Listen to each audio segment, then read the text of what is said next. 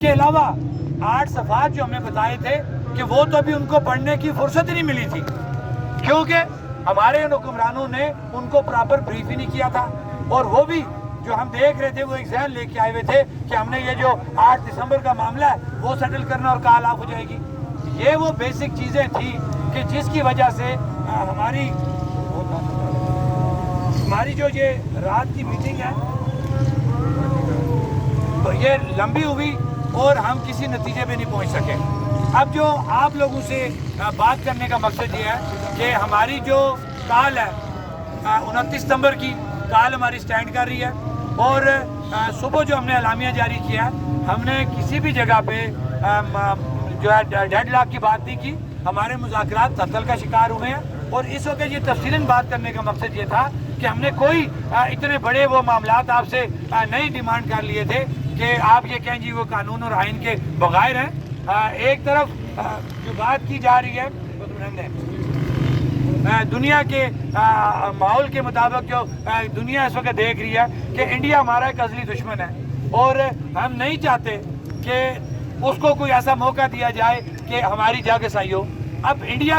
کو ہم کیوں ڈسکس کریں؟ ہمارا مسئلہ ہے ہی نہیں اس کے ساتھ، ہم اپنے بنیادی حقوق کی بات کر رہے ہیں، اور جس کے اندر اس سے پہلے بھی حکومت پاکستان نے ہماری مدد کی، اور اب بھی ہم حکومت پاکستان سے بات کر رہے ہیں کہ ہمارے جو مسائل ہیں، جو 2.5 سالہ ایک تحریک ہے، جو 78 سالہ ہمارا استحصال کیا گیا ہے، اس کو ختم کرتے ہوئے اس سیاسی نظام کو ٹھیک کیا جائے، اداروں کو ٹھیک کیا جائے تاکہ عوام کا معیار زندگی بہتر ہو سکے۔ تو انڈیا وہ ایک الگ ملک ہے، ہمارا اصلی دشمن ہے، اس کا کیا بنتا ہے کہ وہ یہاں پہ بیٹھ کے وہاں پہ بیٹھ کے چینلز پہ ہمیں ڈسکس کرے، یہاں کے حالات کو ڈسکس کرے؟ اس کو ہمارے معاملات میں مداخلت کرنے کی ضرورت نہیں ہے۔ ہم بہتر جانتے ہیں کہ ہم نے کس طریقے سے اپنے معاملات حل کرنے ہیں، اور ہم انشاءاللہ ٹیبل پہ بیٹھ کے اپنے معاملات حل کر رہے ہیں۔ لیکن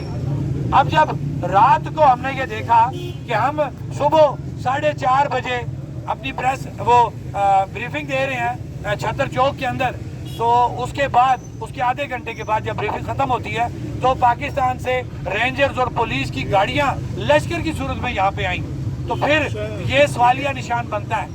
کہ یہ عوام پرامن عوام ہے، پرامن احتجاج کر رہی ہے، اپنے بنیادی حقوق کی بات کر رہی ہے۔ ہم کسی کو موقع نہیں دینا چاہتے کہ وہ یہاں پہ جا کے سائی کا جو ہے اس کو موقع ملے اور وہ ہمارے معاملات کے اوپر جا کے سائی کرے۔ لیکن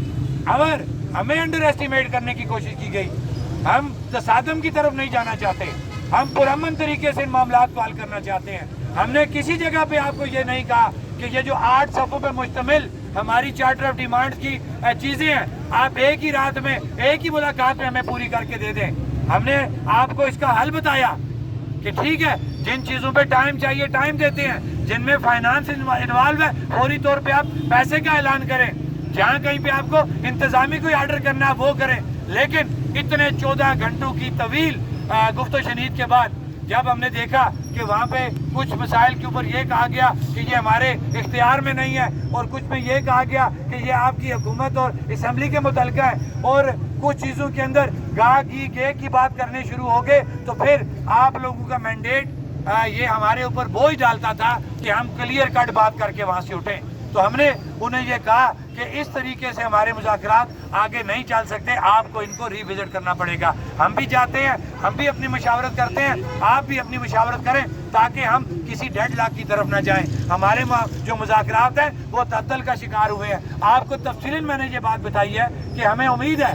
کہ ادارے اور حکومت پاکستان اس مسئلے کو فوری طور پہ حل کرتے ہوئے 29 ستمبر سے پہلے ہمارے یہ معاملات حل کرے گی، اور ہماری طرف سے بھی کسی جگہ آپ کو ڈیڈ لاک کا موقع نہیں دیں گے۔ ہم بھی چاہتے ہیں کہ لوگوں کے مسائل حل ہوں، لوگ ٹکراؤ کی طرف نہیں جانا چاہتے، لیکن لوگوں کی اس عمل کو، لوگوں کے امن کو ان کی کمزوری بھی نہ سمجھا